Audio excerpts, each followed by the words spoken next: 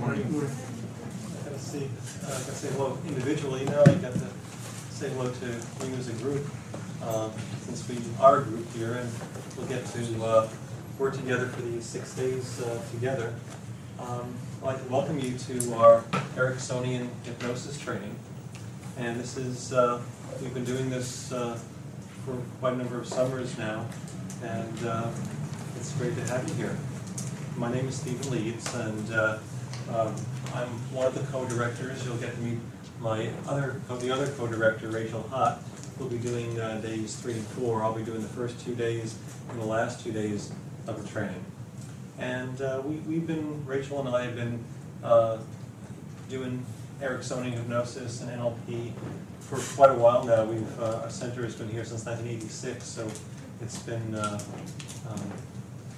do you calculate that? 2 years? So it's been a while we've been doing this. And it's a real pleasure. It's always a great opportunity to work with the group of people and to give you an introduction and an experience of hypnosis. One of the things that I find really interesting is that, I mean, you're all here and you have something in common, which is you're interested in learning about hypnosis. And yet, each one of you is a unique individual who has particular reasons for coming here that may be completely different from someone else in here. But yet, hypnosis has this draw of this idea that of being able to do something that is not within your conscious control. This idea that there is this unconscious, and there is this ability that we have that we have not fully tapped into, this potential that's not conscious. So we call it the unconscious. And we can talk about the conscious mind as our linear, rational mind, which some people say don't leave home without it. We need our conscious minds. This is not about, we're not about negating the value and the purpose of our conscious minds. We do need to make calculations and compare things and figure things out consciously, and yet we often find that our conscious mind is limited in what it can do. And it's very intelligent, it's very smart, it can accomplish things, and yet on a certain level there's a place that it's limited. So we're going to be exploring these 6 days the unconscious, that which is other than our conscious, linear, rational. And the conscious mind, as you probably figure, uses a lot of words. The conscious mind is very linear. That's how it's organized. With the unconscious is a more non-linear organization. When you make lists, 1, 2, 3, 4, 5, 6, 7, and you list things, that's linear, that's conscious. The conscious mind likes to make lists. The conscious mind likes to think in words. I mean, if you think about words, all words are not experience. They represent experience. The written word, the spoken word, represents some experience, something we've seen, heard, felt, something we've experienced, and then we take our experience and we put it into words. So when you hear the expression talking heads, it's like our heads are talking. As if like the body is not there, and yet the unconscious does communicate through our bodies, through our senses. So if you think about the conscious mind speaking verbally in words or written words, the unconscious is much more symbolic. The unconscious communicates in symbols, in images, in feelings and sensations, intuitively, gut feelings, and we're going to be working in that realm as well as the conscious realm. And many of you here, I know, are in mental health, so you're going to be using this and like to use this to work with clients, with patients, to be able to enhance their experience, deepen their experience, to help them make changes. I would say that the term trance is also one that's used in hypnosis a lot.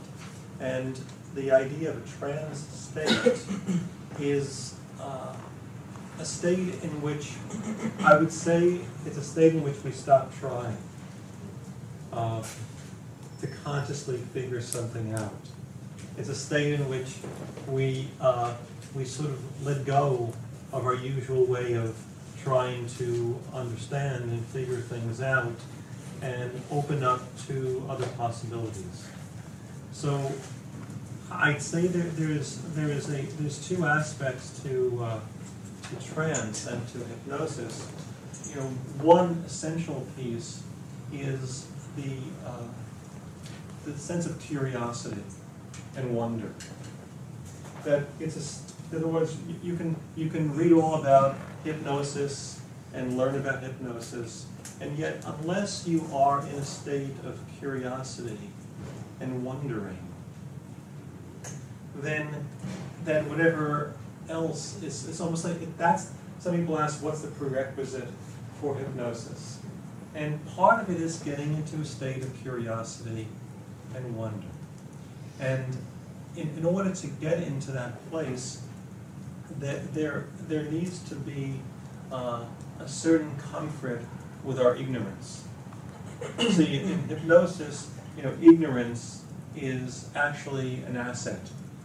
So that when someone goes, I don't know how I'm going to go into trance. I really don't know how I'm going to move into a trance state. I don't know how I'm going to work with this person to move into this trance state. All I know is there is the unconscious mind, and I'm curious how and when, in what way we're going to develop this trance state. So it is a state of wonder, curiosity, and not knowing. So I'd like to just, in terms of framing it, to understand that not knowing is perfect. Not only is it okay, it's a requirement. Yes? It's better if we have no expectations, is that what you're saying? Well, if you have expectations, then you have expectations. I'm not, in other words... I mean for the process, just let it go. I would say, if you have expectations, just recognize they're there.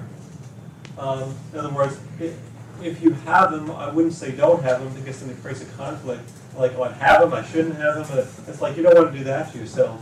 But you want to, okay, I have expectations, and I'm also curious what lies beyond that. So in other words, whatever expectations you have, whether they're conscious or unconscious, coming in here, you have them.